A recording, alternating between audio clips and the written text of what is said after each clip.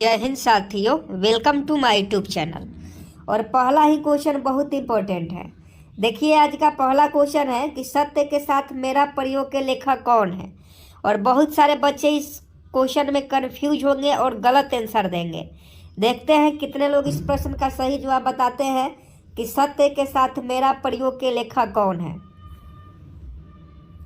एक का अगर आप option C M.K. Gandhi, Mahatma Gandhi बता रहे हैं तो आपका बिल्कुल सही जवाब है।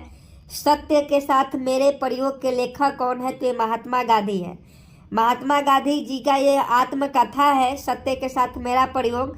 तो याद रखिएगा, इसका सही जवाब महात्मा गांधी हो जाएंगे।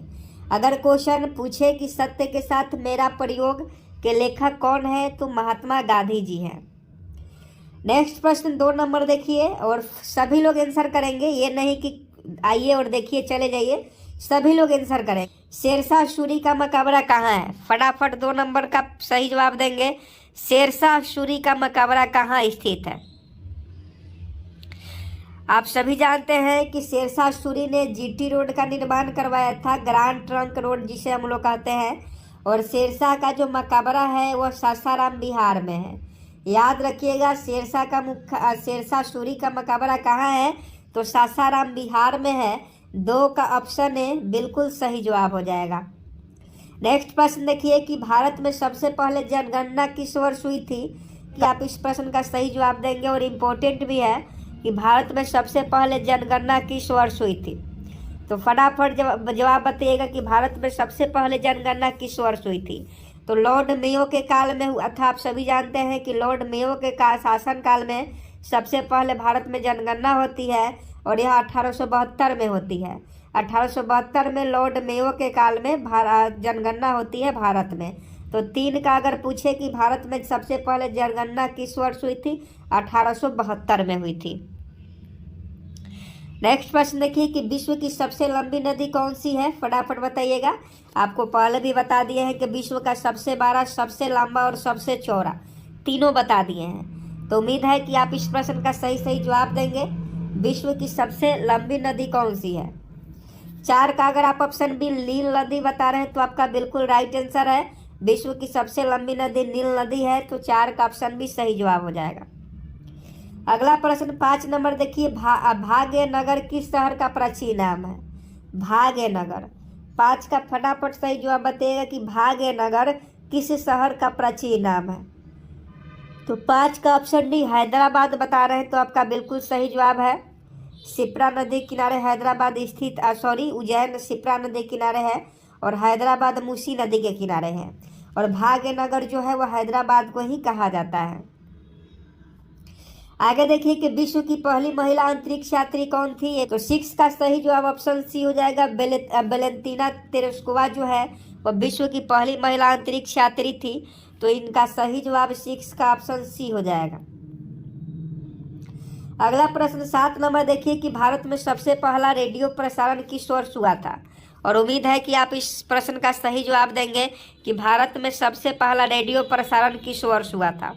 तो 7 का ऑप्शन भी 1927 हो जाएगा। भारत में सबसे पहले रेडियो प्रसारण जो है 1927 में हुआ था।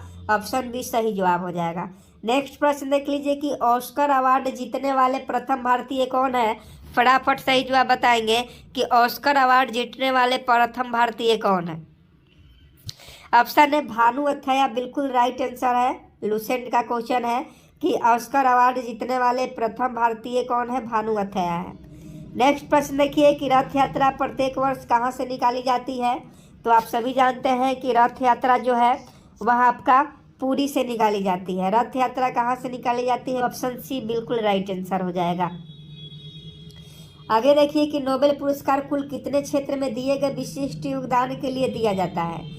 फटाफट बताइएगा कि नोबेल पुरस्कार कुल कितने क्षेत्रों में मिलता है। तो 6 क्षेत्र में मिलता है। टोटल 6 क्षेत्र में नोबेल पुरस्कार दिया जाता है। तो option B 6 will be right answer.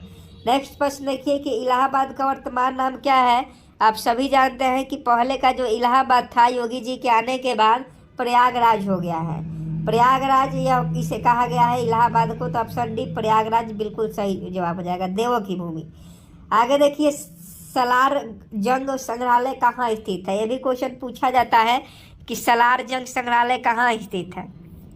तो 12 का ऑप्शन भी हैदराबाद हो जाएगा। सलार रंजक संग्रहालय जो है वह आपका हैदराबाद में है। तो 12 का ऑप्शन भी सही जवाब हो जाएगा।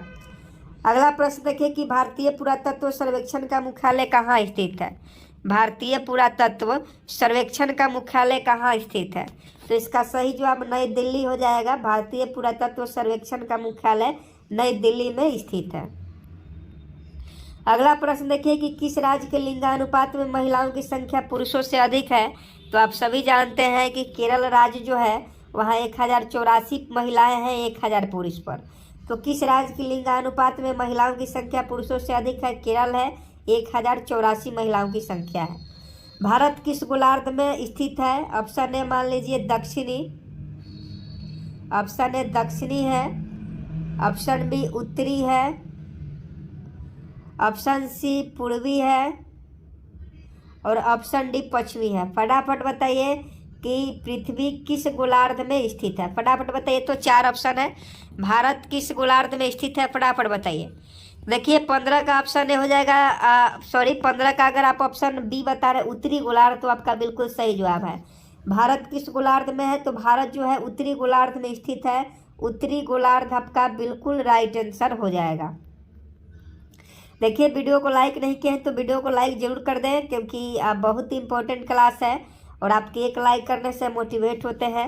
और 16 अक्टूबर को जो 76 पोस्ट में आपका एग्जाम पूछा था वो सभी क्वेश्चन करवा दिए हैं। अब सोच रहे हैं कि 365 पोस्ट में जो एग्ज़ाम पूछा था 26 फरवरी को 365 पोस्ट में चक्षु बुक से वो क्वेश्चन करवाने के लिए। तो अगर आपको भी 365 वाला क्वेश्चन करना है तो आप कमेंट बॉक्स में हमें ज़रूर बताइएगा ताकि हम वो करवा सकें।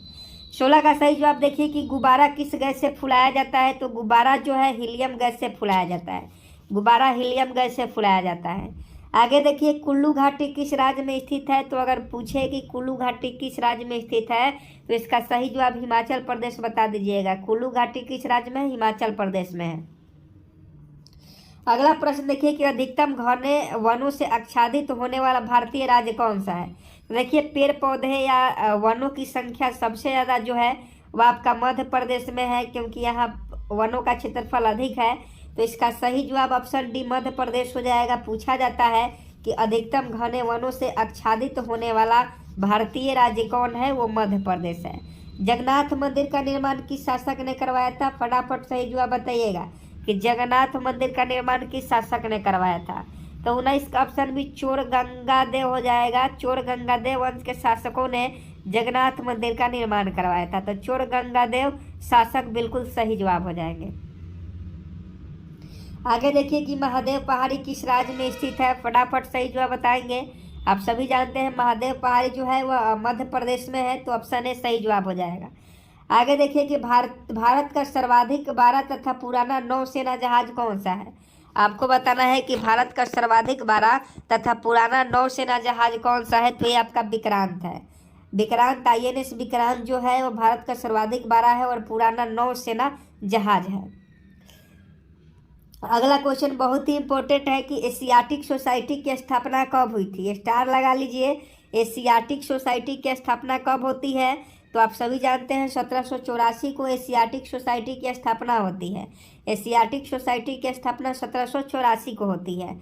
आगे देखिए कि आपातकाल की उद्घोषणा कितने माह की होती है? तो आप सभी जानते हैं जब आपातकाल लगता है तो आपातकाल की उद्घोषणा जो होती है वह आपका 1 माह की होती है। 23 का ऑप्शन सही जवाब हो जाएगा। 1 मंथ, आपातकाल की उद्घोषणा 1 मंथ की होती है। आगे देखिए कि दशमलव पद्धति के आविष्कारक कौन थे? तो आप सभी जानते हैं कि दशमलव पद्धति के जो आविष्कारक थे वह आर्यभट्ट थे। आर्यभट्ट दशमलव पद्धति के आविष्कारक थे। तो 24 का ऑप्शन सी सही जवाब हो जाएगा। आगे देखिए कि ऑल इंडिया मुस्लिम लीग की स्थापना किस वर्ष हुई थी? कतई जहर प्रश्न है, बिहार पुलिस में पूछा गया प्रश्न है। तो फटाफट सही जवाब बताएंगे कि ऑल इंडिया मुस्लिम लीग की स्थापना किस वर्ष हुई थी? तो 25 का सही जवाब ऑप्शन डी हो जाएगा। 1906 में। 1906 में मुस्लिम लीग की स्थापना होती है। आगे देखिए 26 नंबर की अनुवांशिकी का जनक किसे कहा जाता है? बायो का क्वेश्चन है, पूछा जाएगा, याद कर लीजिएगा कि वह अनुवांशिकी का जनक किसे कहा जाता है। आप सभी जानते हैं ग्रेगरी मेंडल को अनुवांशिकी का जनक कहा जाता है जिन्होंने मटर के पौधे पर अपना प्रयोग किया था। तो अनुवांशिकी का जनक किसे कहा जाता है? ग्रेगरी मेंडल को कहा जाता है। पटना का प्राचीन नाम क्या है? देखते हैं कितने लोग सही जवाब बताते हैं। 1 नंबर का क्वेश्चन है पटना का प्राचीन नाम। तो देखिए पटना का प्राचीन नाम पाटलिपुत्र है। पाटलिपुत्र पटना का प्राचीन नाम है, तो ऑप्शन डी सही जवाब हो जाएगा। अगला क्वेश्चन भी बहुत इंपॉर्टेंट है कि मधुबनी पेंटिंग का संबंध किस राज्य से है। और अभी मधुबनी से संबंधित एक ना एक क्वेश्चन पूछा ही जाएगा, क्योंकि मधुबनी को मधुबनी मखाना को जो है मिथिला मखाना, उसको जीआई टैग मिला हुआ है। और मिथिला को एक अलग राज्य बनाने के लिए लगातार प्रदर्शन हो रहा है बिहार में। तो इस पर भी ये करंट का है, तो करंट में इस मधुबनी से संबंधित मिथिलांचल से संबंधित क्वेश्चन पूछा जा सकता है। तो इसका सही जवाब बिहार हो जाएगा। मधुबनी पेंटिंग का संबंध बिहार से है। 29 नंबर देखिए, कौन सी नदी पूर्व से पश्चिम की ओर बहती है? फटाफट सही जवाब बताएंगे कि कौन सी नदी जो है वह पूर्व से पश्चिम की ओर बहती है। तो आप सभी जानते हैं कि नर्मदा नदी जो है वह पूर्व से पश्चिम की ओर बहती है, जिसका उद्गम स्थल अमरकंटक है। तो याद रखिएगा 29 का ऑप्शन है बिल्कुल राइट आंसर हो जाएगा। पृथ्वीराज चौहान की राजधानी कहाँ थी? तो इसका सही जवाब बताइएगा कि पृथ्वीराज चौहान की राजधानी कहाँ थी। ऑप्शन देख लीजिए, पृथ्वीराज चौहान की राजधानी कहाँ थी? ऑप्शन आपके सामने है। तो देखिए इसका सही जवाब अजमेर हो जाएगा। पृथ्वीराज चौहान की जो राजधानी थी वो अजमेर थी। अगला प्रश्न देखिए कि ओलंपिक में पदक जीतने वाली प्रथम भारतीय महिला कौन थी? तो सबसे पहले ओलंपिक में पदक किसने जीता था? तो आप सभी जानते हैं कि कर्णम मल्लेश्वरी को ओलंपिक में सबसे पहले पदक मिला था। जिन्होंने पदक जीता था ओलंपिक में पदक, Karnam Malleswari will be right answer. Next प्रश्न देखिए कि भारत का प्रथम परमाणु रिएक्टर कौन सा है? बहुत बड़े क्वेश्चन करवाए भी हैं और उम्मीद है कि आप सभी इसका सही जवाब देंगे कि भारत का प्रथम परमाणु रिएक्टर कौन सा है। अगर आप ऑप्शन ए अप्सरा बता रहे हैं तो आपका बिल्कुल सही जवाब है। भारत का प्रथम परमाणु रिएक्टर अप्सरा है। आगे देखिए घटोत्कच किसका पुत्र था? घटोत्कच जो था वो किसका पुत्र था? तो 33 का सही जवाब भीम का हो जाएगा। भीम का यह पुत्र था। आगे देखिए टीन का बहुत बृहत्तम उत्पादक देश कौन सा है? आपको बताना है कि टीन का उत्पादन सबसे ज़्यादा किस देश में होता है। 1 नंबर का क्वेश्चन है, फटाफट सही जवाब बताएंगे कि टीन का बृहत्तम उत्पादक देश कौन सा है। मलेशिया है, बिल्कुल राइट आंसर। सबसे ज़्यादा टीन का उत्पादन मलेशिया में होता है। आगे देखिए 35 नंबर की मंत्रिपरिषद किसके प्रति उत्तरदायी होता है? फटाफट बताएंगे। पॉलिटी का क्वेश्चन है और देखते हैं कितने लोग सही जवाब बता पाते हैं कि मंत्रिपरिषद किसका प्रति उत्तरदायी होता है। आप सभी जानते हैं मंत्रिपरिषद लोकसभा के प्रति उत्तरदायी होता है। सूर्य के प्रकाश में कौन सा विटामिन होता है? सही जवाब बताइएगा 36 का, कि सूर्य के प्रकाश में कौन सा विटामिन होता है। तो 36 का ऑप्शन डी हो जाएगा, विटामिन डी। सूर्य के प्रकाश में विटामिन डी पाया जाता है। आगे देखिए कि ढक्कन पर विजय प्राप्त करने वाला प्रथम मुसलमान कौन था? 1 नंबर का क्वेश्चन है, मुगल सल्तनत से संबंधित क्वेश्चन है। फटाफट बताइएगा कि ढक्कन पर विजय प्राप्त करने वाले प्रथम मुसलमान कौन थे। I am waiting for your answer. Option है अलाउद्दीन खिलजी बता रहे हैं, तो आपका बिल्कुल सही जवाब है। ढक्कन पर विजय प्राप्त करने वाला प्रथम मुसलमान कौन था? अलाउद्दीन खिलजी था। अगला प्रश्न देखिए कि सुंदरवन मुख्यतः किस लिए प्रसिद्ध है? आप सभी जानते हैं बाघ के लिए सुंदरवन मुख्यतः बाघ के लिए प्रसिद्ध है। नेक्स्ट प्रश्न देखिए 39 नंबर की खुदा बख्श ओरिएंटल पब्लिक लाइब्रेरी 1 नंबर का क्वेश्चन है, बिहार से संबंधित था। 1 नंबर का क्वेश्चन है। जो लोग इस क्वेश्चन को याद करेंगे उनका 1 नंबर कन्फर्म है। क्वेश्चन ध्यान से पढ़िए कि खुदा बख्श ओरिएंटल पब्लिक लाइब्रेरी पटना की स्थापना किस वर्ष हुई थी? तो देखिए पटना में जो खुदा बख्श ओरिएंटल पब्लिक लाइब्रेरी है इसकी स्थापना 1891 में की गई थी। तो ऑप्शन बी सही जवाब हो जाएगा। आगे देखिए किशुनपुर किस नगर का प्राचीन नाम है? तो देखिए किशुनपुर जो है वाराणसी का प्राचीन नाम है। भारी जल परियोजना कहाँ स्थित है? तो देखिए भारी जल परियोजना जो है आपको बताना है कि भारी जल परियोजना कहाँ स्थित है। तो इसका सही जवाब तलचर हो जाएगा। भारी जल परियोजना तलचर में स्थित है। नेक्स्ट प्रश्न देखिए कि दशमलव पद्धति के आविष्कारक कौन है? अभी आपको बता है कि दशमलव पद्धति के जो आविष्कारक है वो आर्यभट्ट है।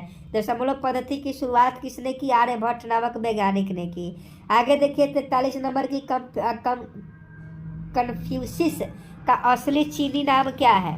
आपको बताना है कि कन्फ्यूशियस का असली चीनी नाम क्या है, तो 43 का ऑप्शन है पंडा जी हो जाएगा। और आज का लास्ट प्रश्न है प्रैक्टिस सेट का। 44 का सही जवाब होमवर्क के लिए बताइएगा। होमवर्क में के लिए है कि यूनेस्को का मुख्यालय का है, 1 नंबर का है। और देखते हैं कितने लोग का कमेंट बॉक्स में सही कमेंट आता है।